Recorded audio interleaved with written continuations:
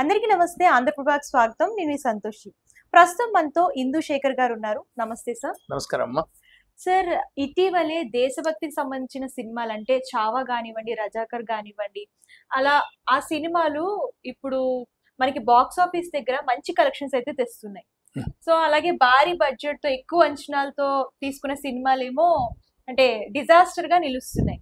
So దానికి గల కారణం ఏంటి సార్? అంటే భారతీయ యువకుల్లో జాతీయం పట్ల గానివ్వండి, అలాగే దీని పట్ల ఎక్కువ ఇంట్రెస్ట్ చూపించడం వల్ల అంటారా? చరిత్ర పట్ల, జాతీయం పట్ల, అంటే జాతీయవాదం పట్ల. నేను సినిమా ఎక్స్పర్ట్ కాదు, ఓకే. ఫైనాన్సెస్ అవన్నీ చేయడానికి. కాకపోతే మీరు ఇప్పుడు 2-3 సినిమాలు చెప్పారు. ఒకటి 'చావా' చెప్పారు, ఇంకోటి 'రజాకర్' చెప్పారు. 'చావా'కు వచ్చినంత అప్రిసియేషన్, లేకపోతే దానికి వచ్చినంత కలెక్షన్స్, లేకపోతే దానికి వచ్చినంత వ్యూవర్షిప్ 'రజాకర్'కి రాలేదు. రెండు చరిత్ర ఆధారంగా తీయబడ్డ సినిమాలే రెండు.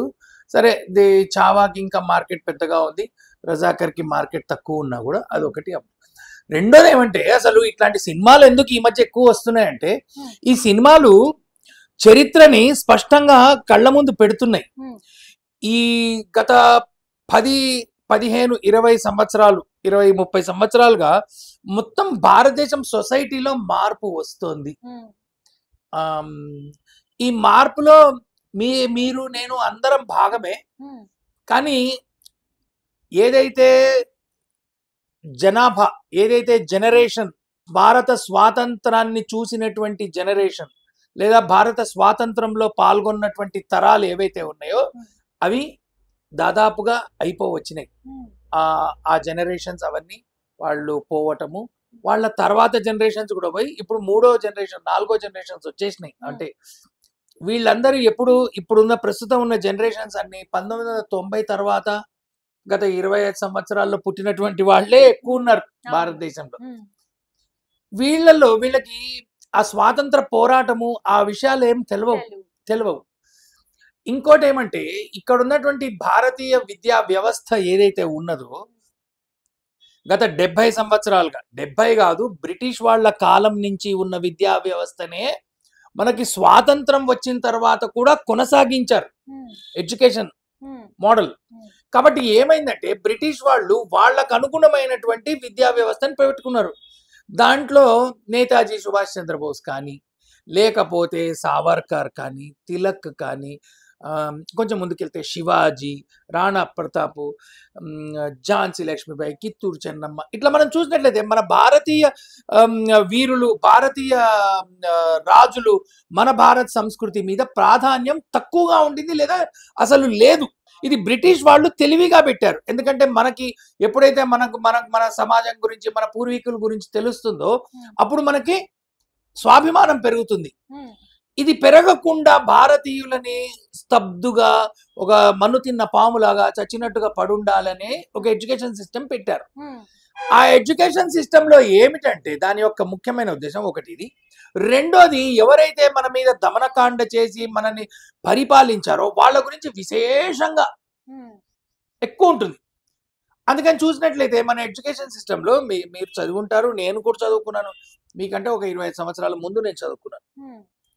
నేను కాదు, మా నాయన చదువుకున్నారు, వాళ్ళు, మా తాత, వీళ్ళందరూ కూడా బ్రిటిష్ వాళ్ళు పెట్టిన ఎడ్యుకేషన్ సబ్జెక్ట్స్, అవే టాపిక్స్, అవే కంటిన్యూ చేశారు.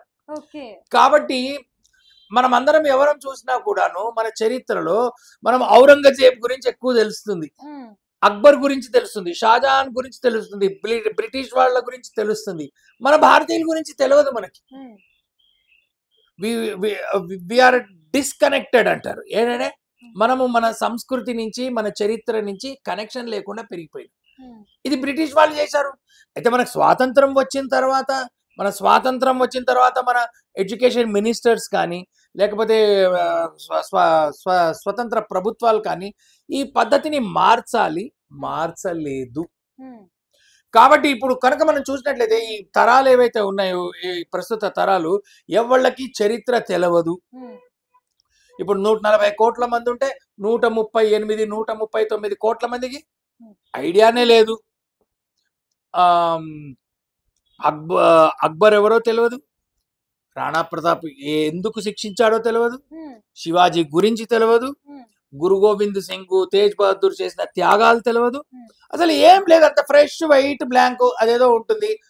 ఆ బ్రిటిష్ చరిత్ర చదివితే మనకి స్ఫూర్తి కాదు కదా, ఇంట్రెస్ట్ కూడా పుట్టదు. ఉమ్, కాబట్టి అట్లాగా అసలు చరిత్ర అందులో ఒక ముఖ్యమంత్రి నేను అనుకుంటా 10 సంవత్సరాల క్రితం అనుకుంటా ఒక ఆయన అన్నారు కూడా, ఉమ్, అసలు హిస్టరీ ఎందుకంటే హిస్టరీ టెక్స్ట్ బుక్ లో తీసి పడేస్తే అయిపోతుంది కదా అన్నాడు. ఓకే.